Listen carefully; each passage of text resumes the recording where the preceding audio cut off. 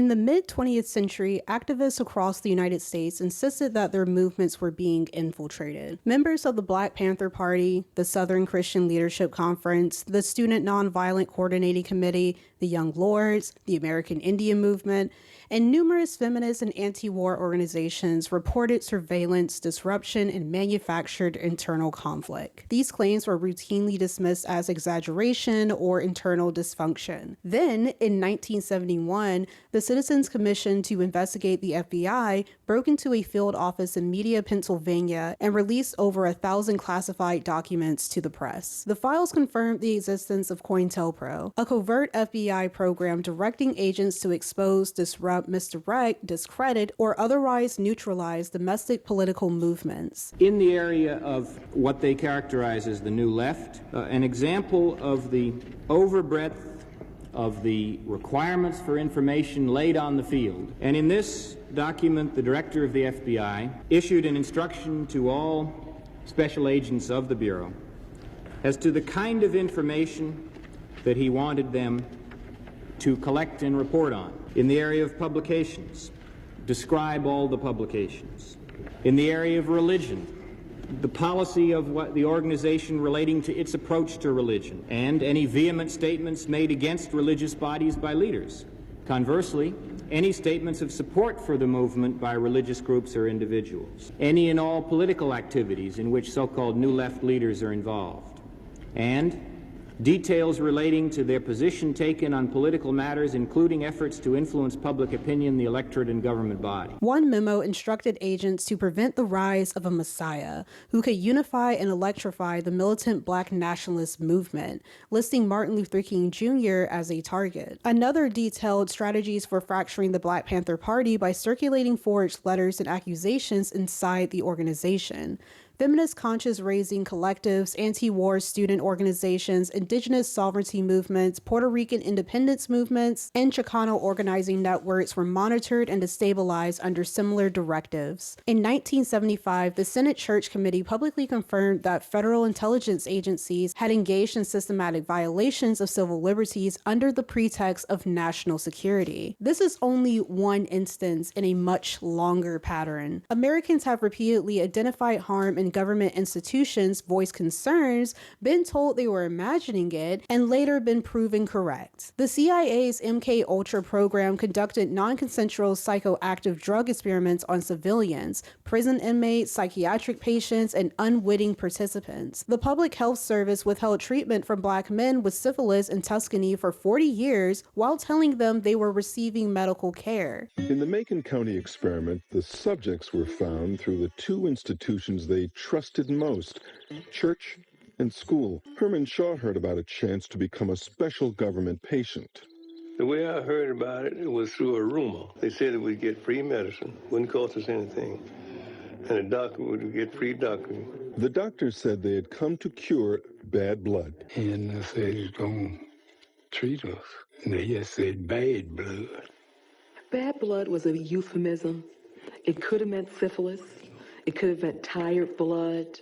So that bad blood meant lots of different things. It was not what one would call a very concise term. But the point is, the men were told that they had something wrong with them and that they were being treated for their bad blood. Chicago police under John Burge tortured suspects for decades while city leadership and federal agencies denied the practice.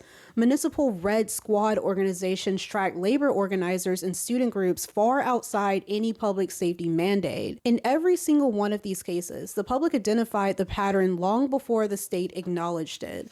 The confirmation always arrived after the damage had already been done. This historical memory shapes contemporary political interpretation. People do not respond to ambiguity with suspicion because they dislike complexity.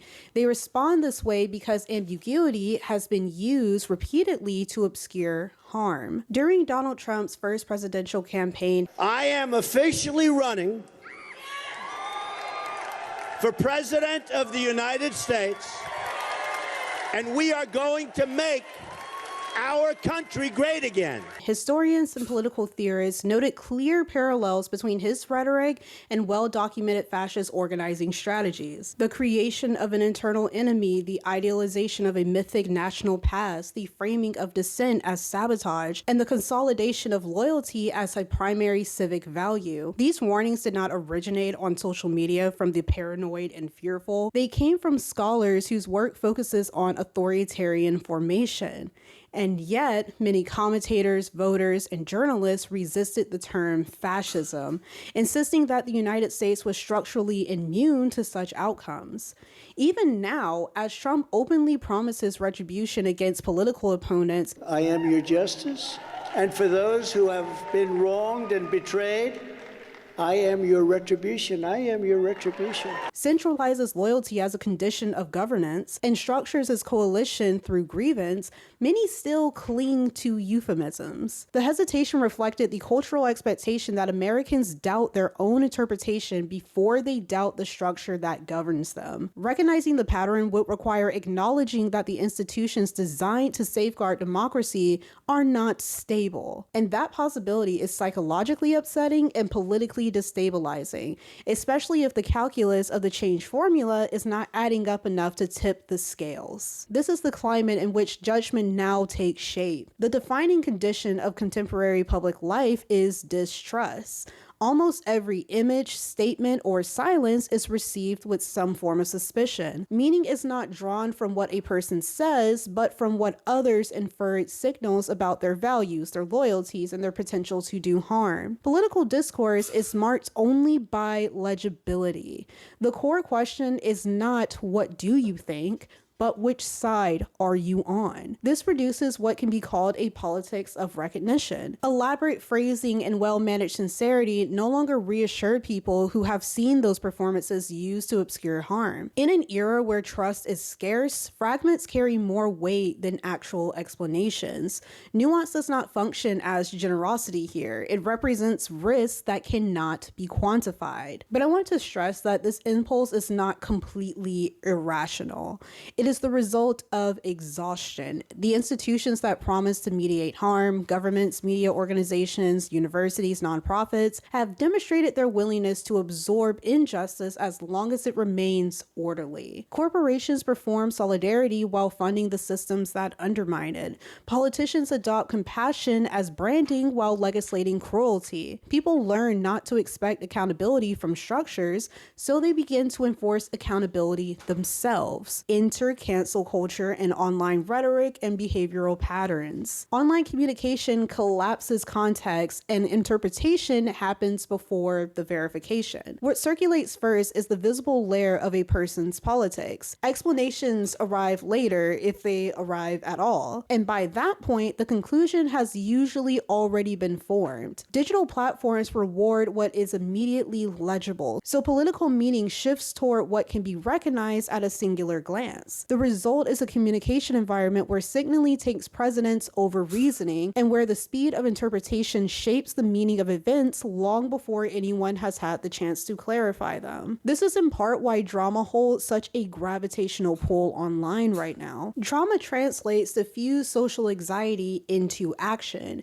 It turns abstract distrust into a narrative with antagonists and consequences. Watching someone be confronted or corrected reassures viewers that certain social norms still hold, even if institutional accountability has eroded. This dynamic shapes how public figures become vessels for desires that extend far beyond their actual influence. Hassan Piker, for instance, is read by many in the online left as a stand-in for a kind of political conviction they wished existed in their institutions. Someone who speaks plainly, appears emotionally invested. I'm a human being, and I'm a Twitch streamer. I'm not a serious political operative by any metric. If Andrew Cuomo decides to present me as some sort of kingmaker, well, he's wrong. I'm just a regular ass dude. But that's probably the reason why I have 70,000 people watching right now, because people want to hear from regular ass dudes. And frames injustice as something that demands response rather than simply reflection. Ethan Klein, within that very same ecosystem, is often interpreted as embodying the opposite: ambivalence, self-protection, and the instincts of someone who has adapted to a rapidly shifting media environment. I, Ethan Klein, have registered Hassan Piker Content Nuke with the United States Library of Congress.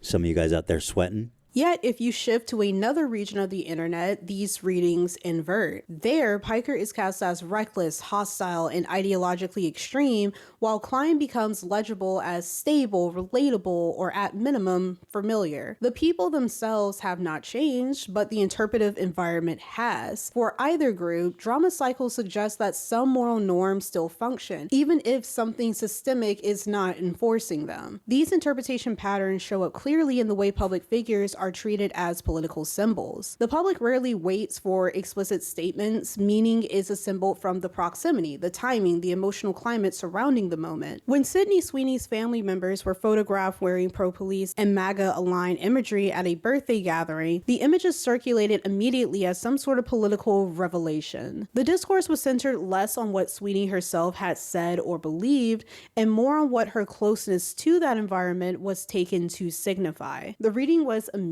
and for many decisive. A similar interpretive logic shaped the reaction to RawBeautyKristi. When Kristi appeared in footage from a local parade where "Don't Mess With Our Kids" signage was visible, a slogan frequently associated with Christian nationalist anti-trans organizing, the visible association carried more weight than any later clarification. Nearly a year passed before Kristi explained that the Christian homeschooling co-op linked to her family had been mischaracterized somehow. What happened was the homeschool co-op that was walking in the parade, apparently one of the moms had a sign of an organization that I apparently run, that I had never heard of, called "Don't Mess With Our Kids." And she was walking in front of the parade. We were walking in the back.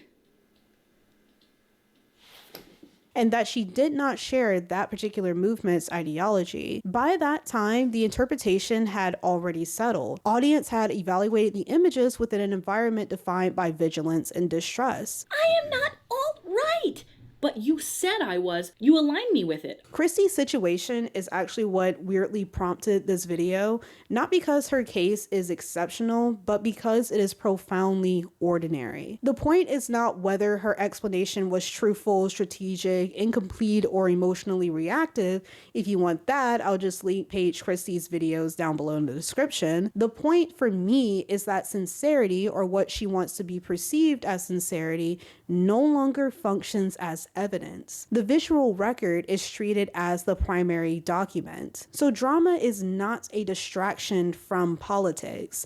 It is where political reasoning is being practiced now. The interpretive work that once happened in formal political discourse now takes place in comment sections, live streams, reaction videos, or Twitter threads. These are the arenas where people test boundaries, identify threats, articulate moral expectation, and decide who is safe enough to trust. The collapse of Nuance, then, it's not rooted in hysteria or trivial obsession. The internet is a cesspool of psychotic, chronically online, drama-addicted weirdos. It is tied to the erosion of trust across systemic institutions. People turn towards sharp distinctions because ambiguity has repeatedly been used as cover by governments, corporations, media figures, religious leaders, cultural personalities. Moral categorization developed as a strategy for self-protection. And it does have consequences, some damaging, some clarifying, but it does not emerge from nowhere. The goal here is not to advocate for the return of civility as a default mode of discourse. Civility has often been used to silence critique and maintain hierarchies that operate in plain sight. Instead, this essay aims to trace the conditions under which nuance stopped functioning as a meaningful interpretive tool, and why moral clarity, even when brittle, has come to feel necessary. Now, you may not be able to tell by my sporadic YouTube upload schedule, but I am extremely lazy about mundane administrative tasks. I hate canceling things. A free trial for a movie I watch exactly one time, a subscription for a streaming app I've never heard of, but because a TikTok edit made a show look emotionally life-changing, I went ahead and got it. They will sit there charging me simply because the process of hunting down the cancellation page feels like a punishment for my own bad decisions. That's where today's sponsor, Rocket Money, comes into play. Rocket Money is an all-in-one personal finance app that helps you cancel subscriptions, lower bills, and manage your money better. Once you connect your bank account, Rocket Money identifies all of your subscriptions in a single list. From there, you can select the ones you don't want anymore, and Rocket Money may be able to help you cancel with just a few taps. No customer service calls, no "are you sure you want to leave us" guilt pop-ups, just a clean, merciful end. I also love using Rocket Money to stay on track with my savings goals. Rocket Money automatically analyzes your accounts to determine the optimal time to save, so you can reach your goals faster. Choose your savings goal, pick a preferred savings frequency, and watch your savings start to grow and flourish. And if life happens, you can pause, edit, or withdraw anytime. To try Rocket Money out today and unlock more features with premium, click the link down in the description box below or scan the QR code on screen. Thank you, Rocket Money, for sponsoring this video. And you guys know the drill. Go ahead and like this video and subscribe to the channel.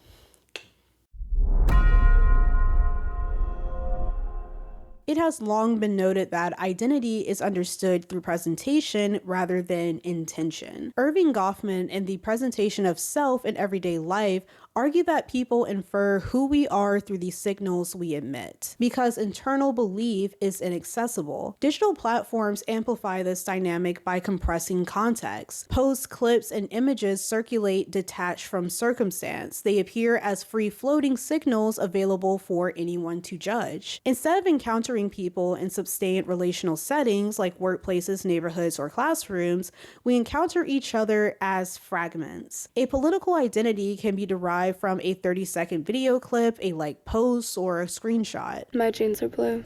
Sydney Sweeney has great jeans. The platform is structured to ask less of what does this person believe and more of what does this moment reveal. And the more repeatable or interpretable the moment, the faster it travels. Research on thin slice cognition demonstrates that people form stable social judgments from extremely limited amounts of information. Under cognitive load, uncertainty, or emotional stakes, the brain can default to rapid inference. It is an adaptive reasoning strategy, something that can be analyzed alongside an algorithmic mode of thinking. But the distinction between the two is important. One emerges as a response to overwhelm, while the other gradually becomes a normalized orientation shaped through ongoing technological mediation, eventually operating as a baseline perception rather than temporary reaction. You have likely experienced the former form of adaptive reasoning. For a moment, I'm going to assume that you, the viewer, are someone who is committed to shifting a culture that routinely undermines survivors and discredits outspoken victims. Say you're scrolling through TikTok and you encounter a man discussing an ongoing sexual assault allegation. He provides neither summary nor contextual grounding.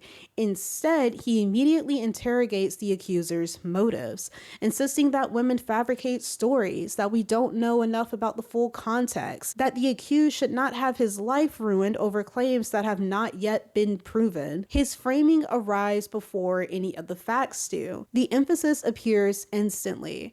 Protect the accused, scrutinize the accuser. Within seconds, you recognize that very rhetorical pattern because you have seen it used to dismiss survivors countless times. You know where the argument is going before it even gets there.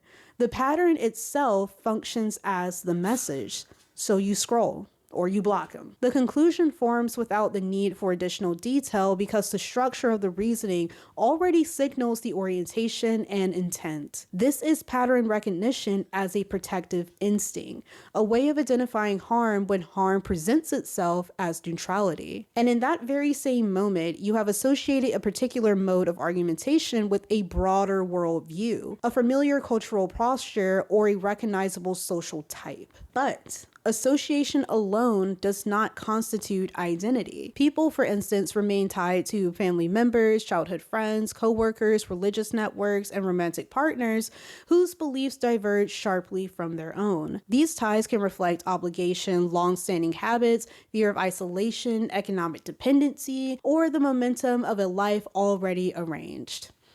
Human relationships are often layered, historical, and resistant to tidy interpretation. This is actually a point that Kristi tried to articulate when arguing for Nuance regarding the homeschooling co-op that she and her sister participated in. And I say Kristi participated in it because she housed them on her property for a period of time. Some of the moms that came to the homeschool co-op you could call charismatic Christians. Some of them hold signs like "Don't mess with our kids." Some of them do tarot and don't even believe in Jesus. They just come to the homeschool co-op, which was, I would call, a Christian homeschool co-op, but some people just like their kids to be in that setting. I don't make the rules. What she overlooks, though, is that proximity does clarify thresholds, where someone chooses to refrain from speaking up, what discomfort they are prepared to tolerate, and which conflicts they step around. The question is not reducible to a slogan about becoming the sums of one's associations. Such framing is far too simplistic. A more precise inquiry is, what does someone permit to remain undisturbed, and who bears the cost of that decision? Interpretation settles in the gap between action and avoidance. This interpretive logic shapes how cultural controversies unfold, not because the individuals involved hold exceptional political influence, but because their situations offer material through which the public rehearses the terms of judgment in an environment already strained by mistrust. Going back to Sydney Sweeney's situation for a moment, the reaction was not an investigation into her private ideology. It was an inquiry into her comfort, her ease within that kind of scene, and the lack of visible resistance. Pivot back to Kristi, her silence over a year in response to allegations of bigotry became the defining detail. The central question was never, does she harbor hateful beliefs? It was always, when clarity was required, why choose withholding? We're living in a time where trust is scarce. So if you hesitate, people are going to think that you're calculating, and calculation is a political language. This is why the influencer sphere and the political sphere so frequently overlap. Both rely on interpreting gestures, weighing silence, and deducing motives without direct confirmation. American political life, like digital culture, is only staged. The aim is less to possess values than to convey them in a manner resistant to misinterpretation. When power is already unevenly distributed, and when those in power act primarily to maintain it, every gesture becomes strategic. Defensibility can quickly take precedence over sincerity. Take, for instance, the case of Senator Cory Booker. In July of this year, he delivered a fiery speech on the Senate floor accusing fellow Democrats of being willing to be complicit with Donald Trump as he blocked a package of police funding bills. But what I am tired of is when the President of the United States of America violates the Constitution, trashes our norms and traditions. And what does the Democratic Party do? Comply? Allow him? Beg for scraps? No, I demand justice. The moment circulated widely. It was read as moral clarity, a public confrontation with institutional stagnation. This is a call, folks. The Democratic Party needs a wake-up call. I see law firms bending a knee to this president, not caring about the larger principles, that those free speech rights, that you could take on any client. Why are you bending the knee? And what are the very people here elected to defend the Constitution of the United States saying, oh, well, today, let's look the other way and pass some resources that won't go to Connecticut, that won't go to Illinois, that won't go to New York, that will go to the states he likes. This is the problem with Democrats in America right now, Booker shouted. We are willing to be complicit with Donald Trump. Yet, only weeks later, when asked whether he would endorse Zohran Mamdani, a Democratic socialist whose platform aligned more closely with the progressive values Booker had just invoked, he declined. He said he would simply focus on New Jersey and refuse to engage with the question. I have learned a long time ago, let New York politics be New York politics. We got enough challenges in Jersey. I got a governor's race. I'm supporting Mikey Sherrill. I got legislative races. That's where my energy is going to go going into November. The contrast did not go unnoticed. For many observers, the refusal to support Mondani conveyed more than any theatrical rebuke delivered on the Senate floor. The contrast between the outburst and the silence illustrates the core dynamic of the optics paradigm. Identity is interpreted through the risk someone is willing to assume publicly. The commitments that matter are the ones placed on display when the stakes are visible.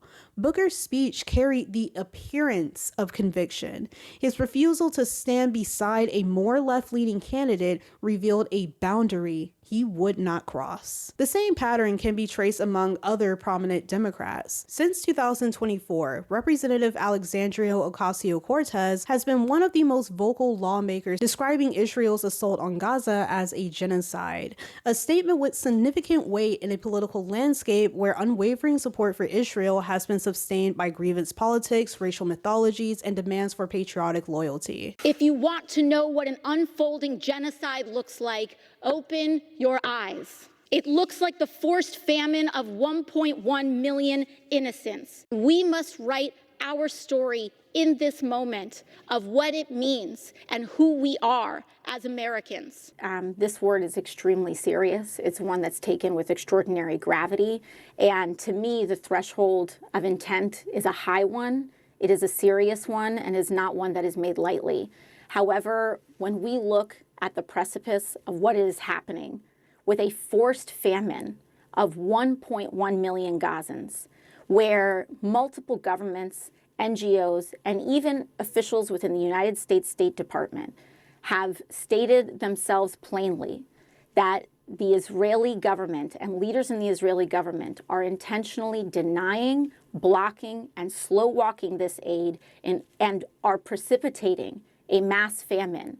I believe we have crossed the threshold of intent. Yet her voting record complicates the clarity of that position. In 2021, when Congress voted on a supplemental $1 billion appropriation for Israel's Iron Dome missile defense system, AOC voted present, a procedural choice that indicates neither affirmation nor opposition. In a message to her constituents afterward, she expressed grief for Palestinians and frustration with the absence of genuine deliberation surrounding the bill. That note, however, never clarified the conditions that shaped her decision. It offered emotional context without explaining why the vote did not take the form of explicit refusal. The effect was a kind of rhetorical haze, an action that leaves the impression of withheld resolution. It suggests a calculation on her part, the assessment that this was not the moment to make a bold, unequivocal stand, that the political terrain still required some caution. The gesture reads as strategic fence-sitting, a choice made to delay a bold move rather than risk immediate political consequence. The same dynamic resurfaced in 2025, when she voted against an amendment introduced by Republican Representative Marjorie Taylor Greene to remove U.S. aid to Israel Cooperative under H.R. 4016. AOC argued that the amendment would fail to meaningfully halt the ongoing violence, particularly because it was packaged alongside cuts to global humanitarian relief, international HIV prevention efforts, funding for Jordan, as well as assistance to Ukraine. She clarified her reasoning on Twitter. Marjorie Taylor Greene's amendment does nothing to cut off offensive aid to Israel, nor end the flow of U.S. munitions being used in Gaza. Of course I voted against it. What it does do, it's cut off defensive Iron Dome capacities while allowing the actual bombs killing Palestinians to continue. In some weird corners of the left, Greene briefly drew praise for appearing to oppose military aid to Israel, even though her rationale stemmed from isolationist budget austerity rather than any solidarity with Palestinians. You can't just go agreeing with people because they happen to do something that you kind of like. AOC's vote made sense within the technical logic of the bill's structure, but the decision still produced a gap between her stated moral position and the action many of her supporters had hoped to see. Some move, however incremental, toward restricting funding to Israel. The pattern of hesitation, reframing, and strategic delay becomes most visible in the context of Israel because multiple instances accumulate there. It is where her rhetoric and her legislative behavior drift in ways that leave interpretation unsettled and expectations unanswered. Within the eternal grammar of the Democratic Party, her choices are traceable. Preserve the center, avoid being labeled extreme, gesture toward justice while minimizing political costs. But this pattern, say the right thing, take the safer action, and offer just enough explanation to dull confusion, has become plainly obvious. The public can map it in real time, and people are exhausted by it. The distance between conviction and follow-through no longer reads as hesitation or ambiguity. It has settled into a defining feature of the party's operating logic. The fatigue comes from recognizing the sequence before it even unfolds. This is the connective tissue linking political institutions to digital drama. The instinct to interpret quickly, to examine association, to grow suspicious of ambiguity extends far beyond online behavior. It is not a quirk of drama culture or something that can be dismissed as obsessive fixation. It forms in response to decades-long erosion of trust in systems that were allegedly designed to safeguard public well-being. When clarity is withheld at institutional levels, people learn to search for it elsewhere because those are the signals that remain within their grasp. And so, the question shifts. The public stops asking, "What do you believe?" And it starts asking, "At what point will they leave me behind?" The demand for clear political alignment developed through a long sequence of disappointments in which American institutions promised accountability, restraint, or moral responsibility to then only retreat the moment those commitments required conflict with concentrated power. What is often labeled as purity politics or moral absolutism is more accurately defined as a coping strategy formed in response to governmental and organizational unreliability. Of course, like many patterns, it can escalate, expand too quickly, or shift too sharply. But that complexity will be addressed in the next section. During his 2008 presidential campaign, Barack Obama framed his administration as a return to ethical governance. When that ethical period ever existed is a debate on its own, but we move. In a foreign policy address to the Council of Foreign Relations, he rejected the politics of fear and pledged transparency and restraint in matters of national security. For many, this suggested a departure from the excesses of the Bush administration, an era built on racialized panic and cultural chauvinism to justify a war that required emotional manipulation to gain public support. But 5 years later, standing at the National Defense University, Obama delivered a justification for the expansion of the U.S. drone program, which was responsible for civilian deaths in Pakistan, Afghanistan, Yemen, and Somalia. His tone shifted. The emphasis was no longer on ending fear-driven policy, but on validating a form of remote warfare under the banner of precision. America does not take strikes to punish individuals. We act against terrorists who pose a continuing and imminent threat to the American people. And before any strike is taken, there must be near certainty that no civilians will be killed or injured. He acknowledged that civilian deaths had occurred, yet argued that inaction would result in greater harm. It is a hard fact that U.S. strikes have resulted in civilian casualties. But as Commander-in-Chief, I must weigh these heartbreaking tragedies against the alternatives. To do nothing in the face of terrorist networks would invite far more civilian casualties. Remember that the terrorists we are after target civilians, and the death toll from their acts of terrorism against Muslims dwarfs any estimate of civilian casualties from drone strikes. The speech rested on 3 claims. 1, the government alone can determine who constitutes a threat and will not disclose the criteria used in making that determination. 2, the discrepancy between U.S. casualty reporting and independent investigations should be accepted without interrogation. Criticism about drone strikes, both here at home and abroad. understandably centers on reports of civilian casualties. There's a wide gap between U.S. assessments of such casualties and non-governmental reports. While Obama described the civilian toll as limited, data from the Bureau of Investigative Journalism documented estimates between 380 and 801 civilian deaths during the same period, 6 times higher than the official figures. And unlike the U.S. government, BIJ provides public sourcing and its methodology. And 3, the moral responsibility to protect civilians is applied primarily to Americans. Civilian casualties abroad are mourned rhetorically while remaining politically expendable. Civilian casualties at home are treated as urgent violations. So it is false to assert that putting boots on the ground is less likely to result in civilian deaths. The results would be more U.S. deaths, more Black Hawks Down, more confrontations with local populations. The logic here is not subtle. Foreign lives and domestic lives are assigned different political value. Obama's speech did not disguise this reality, a reality constantly perpetuated in America as good politics. He contributes to the normalization of a worldview in which a state's duty is imagined as inward-facing, prioritizing only its own citizens. This worldview aligns with imperialist and capitalist political architectures that encourage citizens to see global empathy as unsustainable or naive. It reinforces isolationism masked as pragmaticism and allows xenophobia to appear rational because the public is told that care for others is conditional on internal perfection, a goal no nation can achieve. The point here is not to accuse Obama of inconsistency for sport. The deeper issue is what this taught people watching him. A leader who campaigned on rejecting fear-based governments ultimately reinforced it through new mechanisms. A leader who presented himself as a stabilizing moral force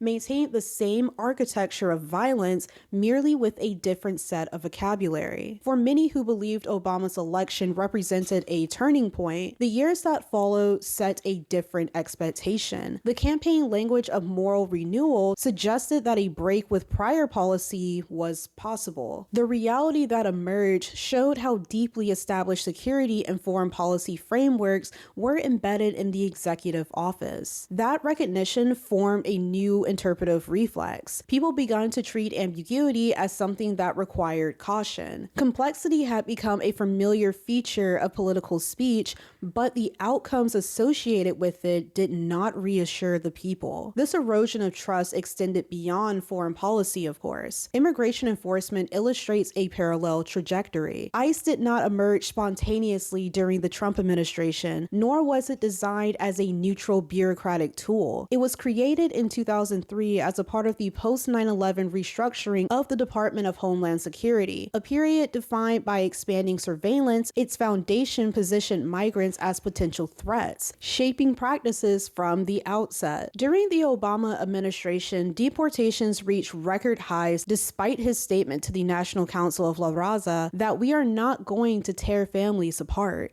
during his campaign trail. When communities are terrorized by ICE immigration raids, when nursing mothers are torn from their babies, when children come home from school to find their parents missing, when people are detained without access to legal counsel, when all that's happening, the system just isn't working, and we need to change it. More than 2 million people were removed from the U.S. between 2009 and 2014, including over 438,000 deportations in 2013 alone, the highest annual total in modern U.S. history to that date. Many of those deported were long-term residents with deep familial ties within the U.S. When confronted with record-high deportations under his administration, he defended the removals by framing them as a legal obligation. Organizations like the Migration Policy Institute and Pew Research Center confirmed that the majority of those deported during this period were not convicted of violent crimes. Many had no criminal record at all. American presidents always push the rhetoric that they are only going after undocumented immigrants who are violent criminals. But consistently, that's never the pattern that we have seen. They go after everyone because everyone who is undocumented is a target target. Even those who are documented are still a target. Advocacy organizations warrant that such policies would normalize mass detention and provide the groundwork for more aggressive administrations to escalate enforcement. More recently, Americans have been watching videos of ICE tackling a young mother, tear gas being used in a Chicago residential neighborhood, and the smashing of car windows. Have some of these raids gone too far? No, I think they haven't gone far enough because we've been held back by the judges. Their warnings were rooted in a lived memory. Systems built under security rationales rarely contract or shrink. When the Trump administration later used this very infrastructure to justify family separation and child detention, many Americans responded as if the crisis had emerged without precedent. Immigrant communities and organizers had been documenting these conditions for well over a decade. We trying to have a better life. That's all. I don't like they treat us like we're criminals, and we're not. The public outrage only appeared now because the violence became too unavoidable to ignore. The practical effect of policy continuity across Republican and Democratic administration was a fortified enforcement system that persisted across transitions of power. The Biden administration campaigned on reversing that trajectory. If I'm elected president, we're going to immediately end Trump's assault on the dignity of immigrant communities. We're going to restore our moral standing in the world and our historic role as a safe haven for refugees and asylum seekers. Yet, once in office, the structure remained. Rulemaking restricted asylum in 2024 and 2025, prompting legal challenges from the National Immigrant Justice Center and the ACLU, arguing violations of domestic and international law. These are not philosophical disagreements. They were disputes about whether stated values would manifest into practice ever. In foreign policy, the Biden administration often described its decisions through the language of restraint and humanitarian concern. President Netanyahu and I discussed again yesterday the critical need for Israel to operate by the laws of war. That means protecting civilians in combat as best as they can. And the people of Gaza urgently need food, water, and medicine. When defending continued military aid to Israel in 2023 all the way up until 2025 at the end of his administration, the administration's officials emphasized the importance of minimizing civilian harm and maintaining guardrails on the use of U.S.-supplied weaponry. At the same time, the UN Office for the Coordination of Humanitarian Affairs recorded extensive civilian casualties and infrastructure destruction in Gaza across that particular period. By early 2024, over 20,000 Palestinians were reported killed, with women and children comprising a significant portion of the casualties, according to both OCHA and the Gaza Health Ministry. Satellite analysis from Amnesty International and Human Rights Watch documented the use of U.S. manufactured munitions and strikes that hit residential neighborhoods, hospitals, schools, and designated evacuation zones, areas where civilians had been explicitly directed to relocate. The administration continued authorizing weapon transfers even as humanitarian organizations reported severe shortages of food, clean water, and medical supplies due to blockade conditions. Domestic public reaction tracked closely with the visibility of these outcomes. According to Gallup, support for military aid to Israel declined across most demographic groups between November 2023 and July 2024. The shift in part arose from the contrast between what the administration said and what the public watched happen in real time through live streams, independent journalism, and first-person accounts posted to TikTok, Instagram, or YouTube. The dissonance between rhetorical compassion and material consequence crumbled the little faith the American people had in the Biden administration. When Biden stated that the U.S. supports the protection of innocent life while approving weapons that humanitarian investigators linked to mass civilian casualties, the reassurance carried little weight for people who learned to interpret political statements through results. Like all presidents before him, Biden's actions and inactions did not create the people's suspicion. it confirmed it. This is the inheritance that shaped the political landscape Kamala Harris walked into. By the time Harris entered the 2024 presidential race, the electorate had already lived through 2 administrations where stated commitments diverged sharply from the policies that it followed. I don't know about you, but I think it's time for a president who won't walk away from something as important as comprehensive reform just because it becomes politically unpopular. People were not evaluating Harris in a vacuum. They were interpreting her through the archive of Democratic governments. Harris's campaign never established a clear ideological through line. Earlier support from Medicare for All or universal health care gave way to a vague promise to lower costs through other mechanisms. Her past statements calling for an end to fracking softened into a gesture towards balanced transitions. He said, quote, "There is no question I'm in favor of banning fracking." Fracking, as you know, is a pretty big issue, particularly in your must-win state of Pennsylvania. Sure. Do you still want to ban fracking? No, and I made that clear on the debate stage in 2020, that I would not ban fracking. As vice president, I did not ban fracking. As president, I will not ban fracking. Joe Biden will not ban fracking.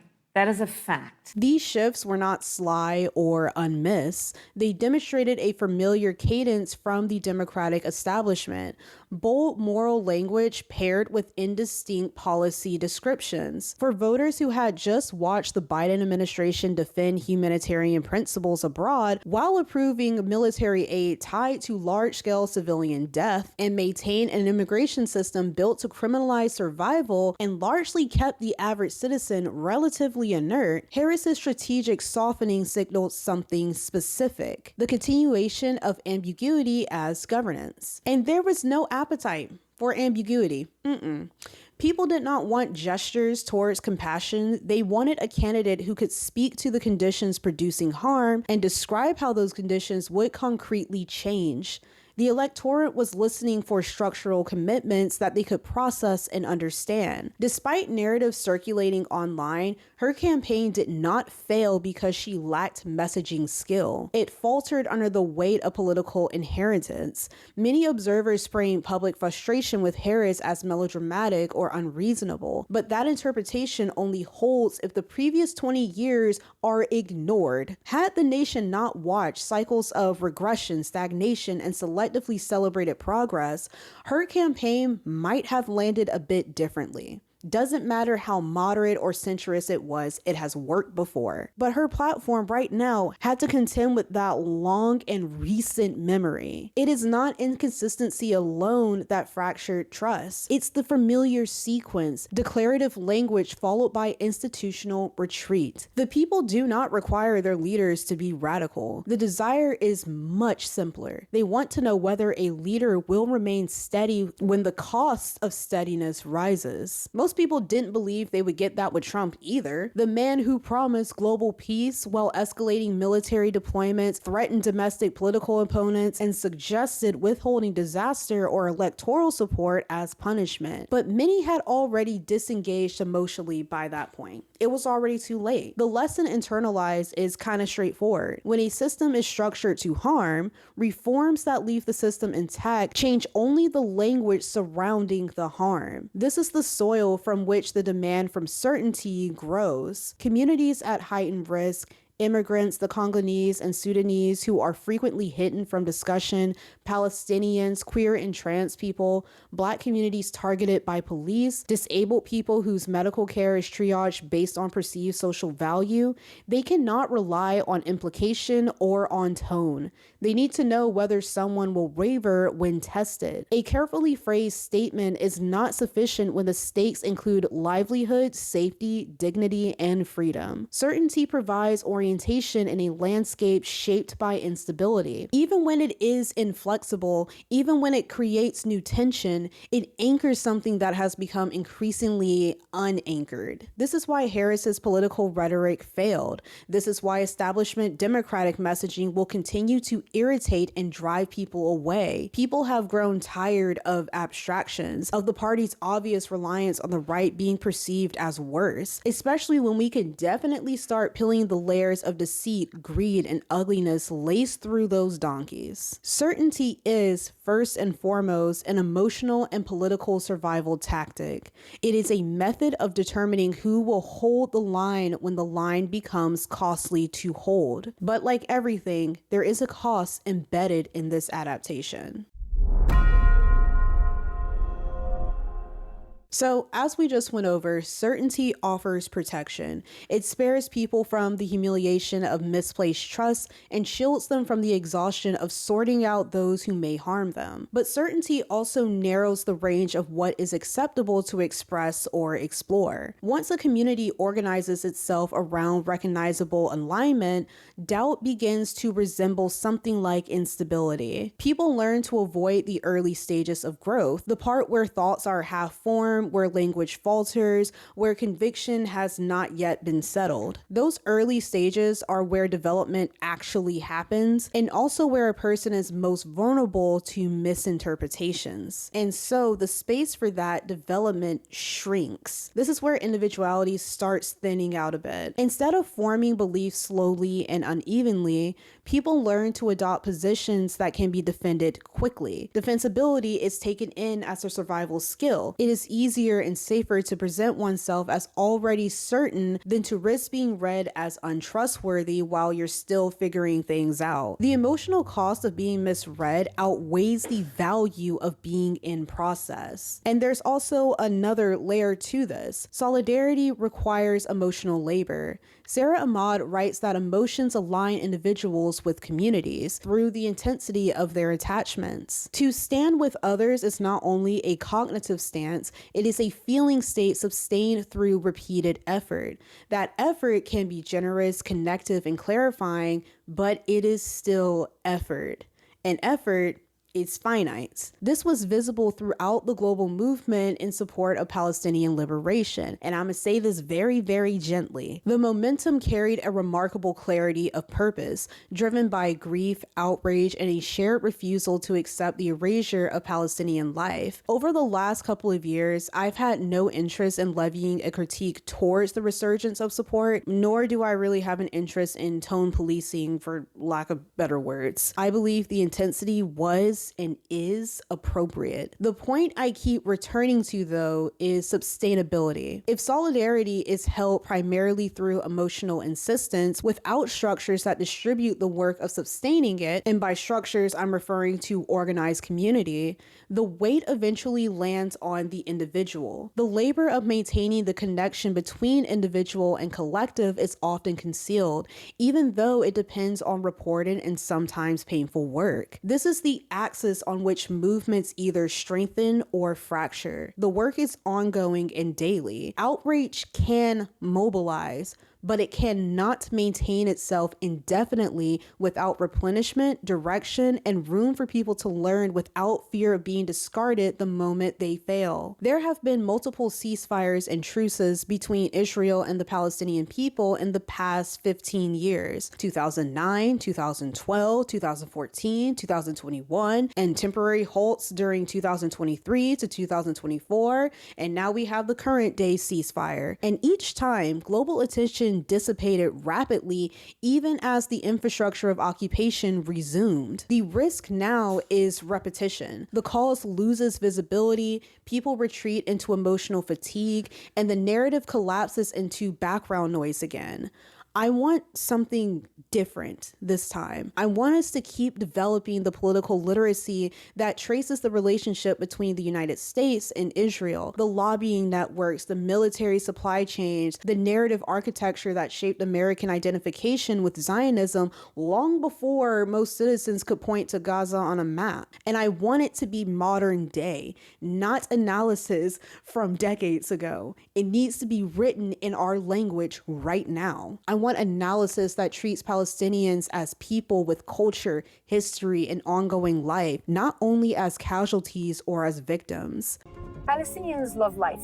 Palestinians want and desire every single way to connect them to the world. Palestinians are free like birds and free like fish, but their sea is besieged and their skies are besieged. This is the story of disaster. I want movements that can last longer than the adrenaline cycle of the news feed. People have learned about this region of the world in media fragments, article headlines flashing on the screen in an H3H3 prompted video essay, or on TikToks with bite-sized pieces of information that may or may not be accurate. You'll never know because you'll never check.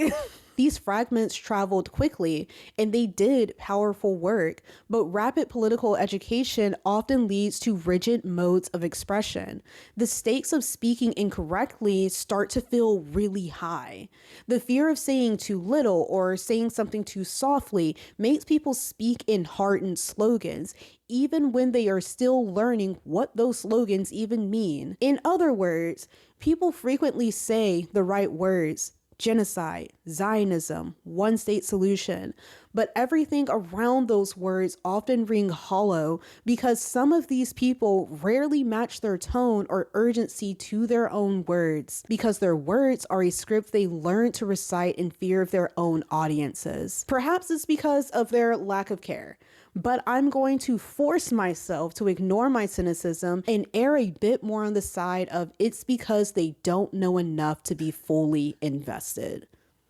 Just food for thought. The internal process that once allowed people to revise themselves, exposure, discomfort, reflection, carries social danger in these types of environments. Revision invites scrutiny, and scrutiny invites suspicion. Suspicion often ends the conversation before growth has the chance to take form. This is what has gone missing in many online spaces, including those that exist outside of the online left. And it's unfortunate because people changing in the public sphere still exists. iDubbbz is one of them. Whether a viewer enjoys his current content or not, because I don't, the trajectory of his shift is very, very visible. Extended engagement with different communities, a growing discomfort with his earlier rhetoric, gradual adjustments that eventually altered the work itself. The change appears lived, even though the political content of the shift feels very thin to me. I am just simply not the audience he's speaking to. He didn't issue a grand declaration of transformation, he simply modified the decisions that he made. This kind of evolution remains possible, and I suspect it is deeply meaningful for others to witness it in real time. But the present climate offers little room for that unfolding. The conditions that support true change, slowness, contradiction, experimentation, are like hazards. The pressure is to present oneself as already coherent, even when that coherence lacks depth or understanding. Communities form around the demand for instant alignment develop a specific kind of fragility. When belonging hinges on recognition, any variation feels like a threat to the group's stability, leading people to keep their uncertainties private. They learn to modulate their language to avoid triggering conflict and memorize which expressions signify acceptance and which risk interrogation. The resulting picture can resemble something like unity, but it often reflects a coordinated exhale, a collective relief at avoiding scrutiny. This fragility becomes especially apparent around public figures who, by design or by expectation, come to represent a community's values. Hasan Piker's audience shows this very clearly, of course. His broad political orientation has been consistent for years, depending on how one charts that timeline and what you're looking at. But he is still continually asked to reaffirm it. Each new context reopens the demand for proof. When he expresses solidarity with Palestine, some viewers ask why he is not advocating so intensely for Sudan, even as he openly acknowledges both his support for Sudan and his limited understanding of the complexities involved. Form your opinions about how he handled that situation. I genuinely lack interest in most of the creators mentioned in this video. They just function as illustrative cases rather than figures of personal investment. But viewers monitor tone and reaction as if those elements determine whether they are safe to invest trust in him or to continue to invest trust in him. The content of his politics matter, but the stability of his position matters even more. That stability cannot be proven once, it must be performed continually. A community organized around vigilance eventually doubts even the people who passes all of its tests. In a similar environment, minor public figures like RawBeautyKristi face the inverse. Their hesitation, their silence, or their effort to appear balanced or fair is interpreted as evidence of something being withheld. People are not responding to the individual. They are responding to decades-long patterns of public betrayal. The individual becomes a surface on which the memory of that betrayal is projected. What disappears in this climate is the capacity to think past the present moment. Certainty creates guardrails that feel protective, yet those same guardrails narrow the terrain of what feels possible. Political imagination requires room to test unfamiliar language, to hold competing thoughts all at once, and to approach conviction through friction rather than rehearsal. When a community only finds strength in instant allegiances, that room closes. The horizon shrinks to whatever can be defended immediately. And this has consequences way beyond internet discourse. Movements that cannot accommodate internal variation end up repeating the same arguments in smaller and smaller circles. People learn the phrases that signal belonging and repeat them even when the phrases outpace their understanding. The language remains, but the meaning hollows out. What once served as a demand for liberation sounds like a performance of fluency, one that no one else can speak the language of. And that language is now closed and unlearnable because your base has lost the meaning of it. The tragedy is not that individuals fall short of some imagined standard of political consistency. I more than expect people to be politically inconsistent. The tragedy is that the environment leaves little space for them to deepen that consistency at all. A person who fears misinterpretation will stay inside of the borders of what is already approved. This is how a politics oriented towards protection can drift into stagnation. The will to avoid harm is very real.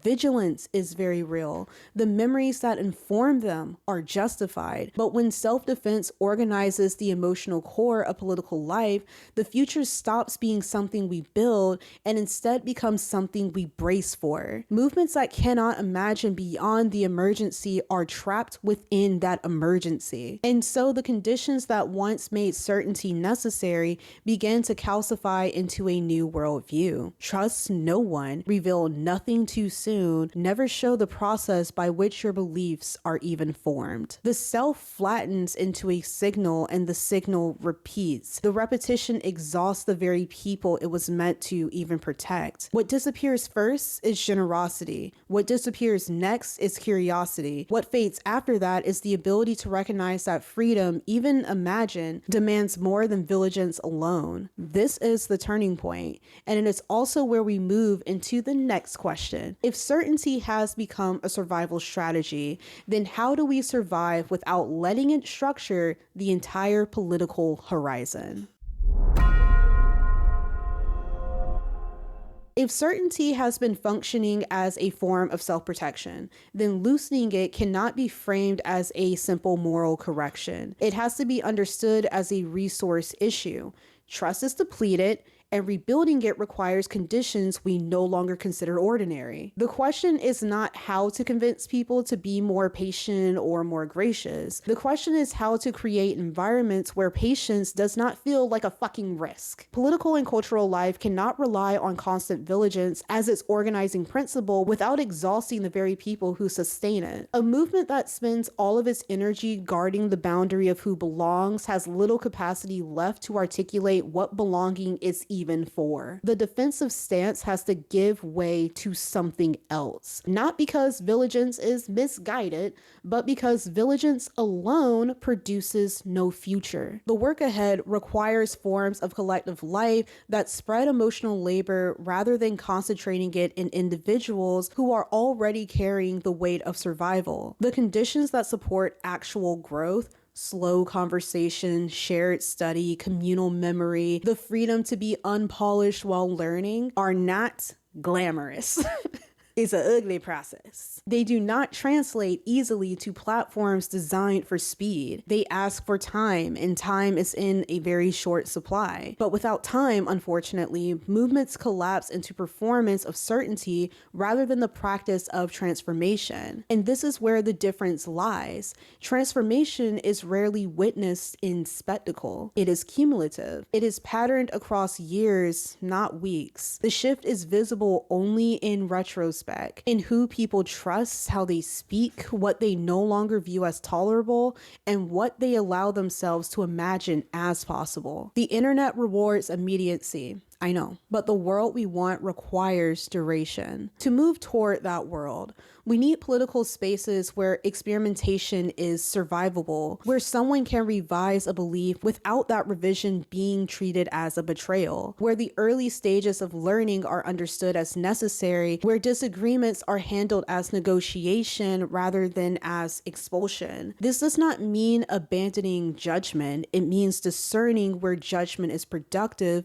and where it is merely reflexive. It means asking, what is being protected here and for whom? If a movement is organized only to prevent harm, it forfeits the ability to build anything that exceeds harm. The horizon reduces to the scale of the wound. Every politics that aims for liberation has to offer something more than just defense. A shared life has to be imagined and then built. And that work requires a different register of attention, learning that doesn't collapse into accusation, accountability that doesn't depend on humiliation, trust that is distributed, not demanded, a future that is made, not awaited for. None of this is quick. None of it looks impressive in a clip or a headline or a stream chat scroll, but every lasting movement has been held together not by spectacle nor by ideological alignment, but by relationships that could survive the moments when clarity faltered. I won't tell you to go touch grass because that carries an air of condescension, but I will tell you that there is a reason why the phrases "the work starts at home"